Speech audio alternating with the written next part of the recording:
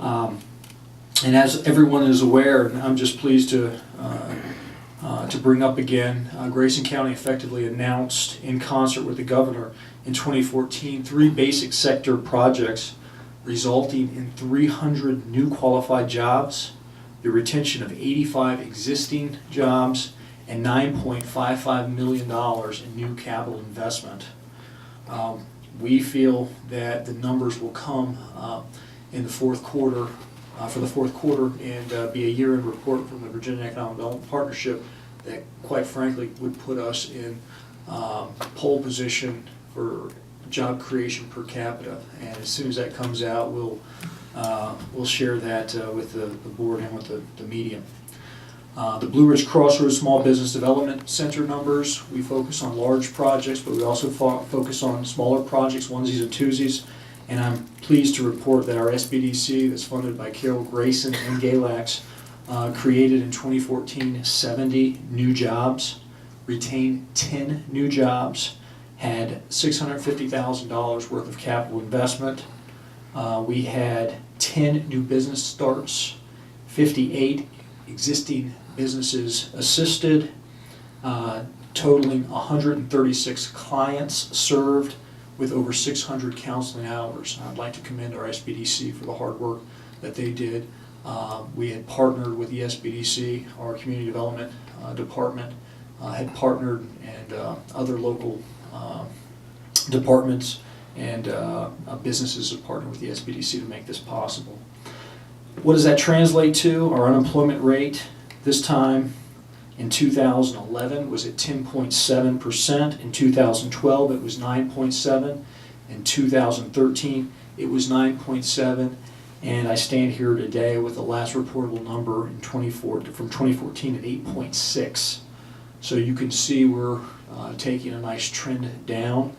I suspect that in 18 to 24 months we'll see that drop even further when the bulk of the jobs announced in 2014 come to fruition and folks are gainfully employed.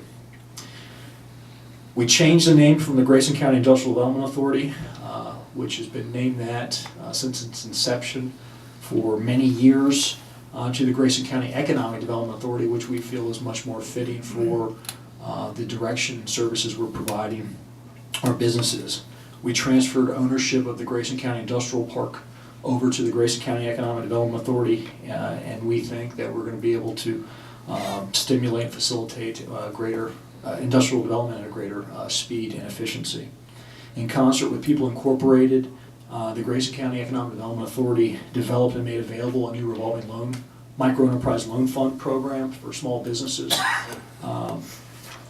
The county also was reported positively, I mentioned this in the past, in various economic development news publications. The Roanoke Times did a wonderful editorial on us. The Declaration did a fabulous editorial on us. Virginia Business Magazine, Capital Connections Magazine, and Commerce Quarterly. So the rest of the state is seeing the success we're having here. And we've been even mentioned by the Secretary of Commerce and Trade, Maurice Jones, in one of the Virginia Business articles where he was quoted talking about how Southwest Virginia is being revitalized through strategic economic development initiatives, such as what we're doing here. Under ordinances, policies, and procedures, we undertook and successfully revamped the Grayson County zoning ordinance in 2014. We adopted the county's most robust 5-year comprehensive plan. The Planning Commission, the Board of Supervisors worked very hard along with our community development department, and Ms. Holton is here. She put a lot of hard work into that. Adopted and implemented the Grayson County Stormwater Management Program as required by new state legislation. We completely rewrote and adopted the Grayson County Handbook, which was a tremendous undertaking. It hasn't been revisited since the 80s. We implemented a debt reduction plan, effectively paying off 4 of our long-term notes ahead of schedule and saving more than $500,000 in interest payments over the term of those notes. We implemented a county employee company nurse program and injury hotline, which provides better care and attention to the employees, and saves the county money by reducing lost time, non-productive leave, and of course it affects our mod factor, which is part of our fringe costs for employment.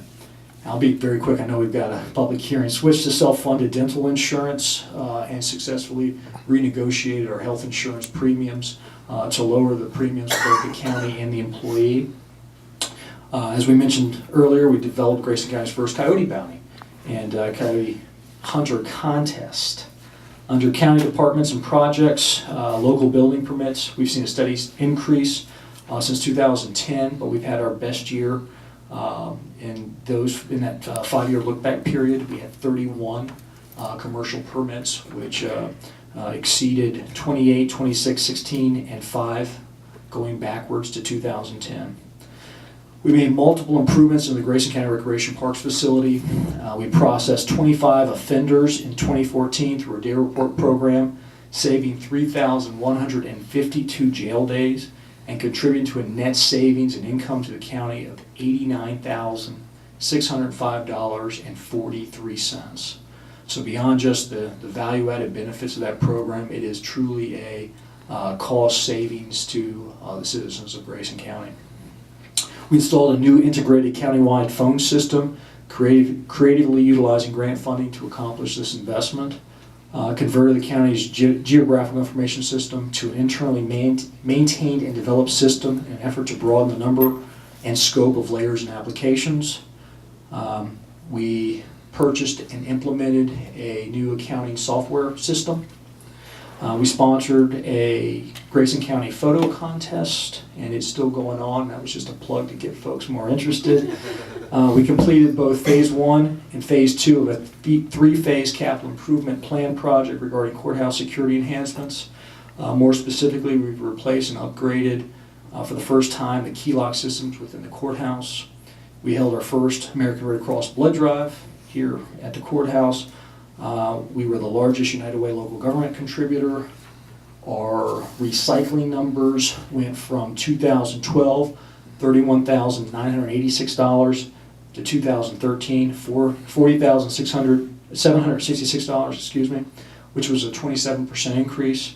And last year, 2014, we saw $62,394.74 brought into the county's coffers by way of recycling, which was a 53% increase over 2013 and a 95% increase from 2012.